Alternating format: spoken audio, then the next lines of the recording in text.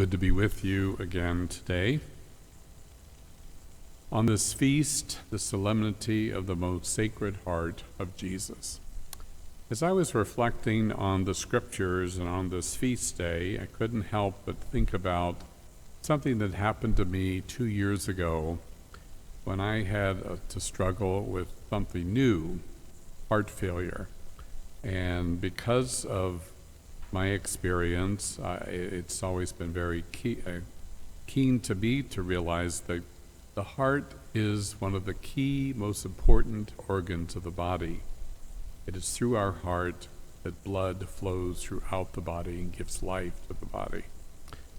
So it's a beautiful image to think of Jesus and his Sacred Heart, that it symbolizes the love that God has for all of us, to experience his love through his Son, Jesus.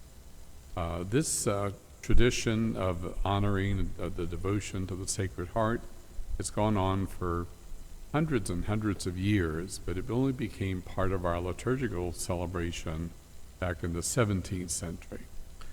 But again, it speaks about the depth, the unconditional love that God has for us. In the first reading from the book of Deuteronomy, Moses talks about the special love that God has through his covenant relationship with the Old Testament people. And in that reading, it talks about, let me see where it is. It said here, he chose them not because they were a great nation, the Israel, but rather that they were one of the smallest nations. And he says that the Lord may set his heart on you and choose you. So even though they were a small nation, God chose them specially to be part of his plan of salvation. In the second reading from John's first letter, we hear about, again, the love that God has had for us through Jesus, his Sacred Heart, but also our call to love one another. He modeled what love was supposed to be about.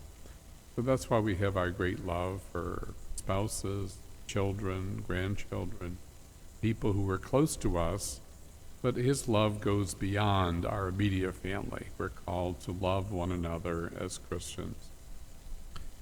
And then in the Gospel from Matthew, we hear Jesus exclaiming, or really praying to the Father, again, talking about doing the Father's will and letting people be comforted in his humble heart.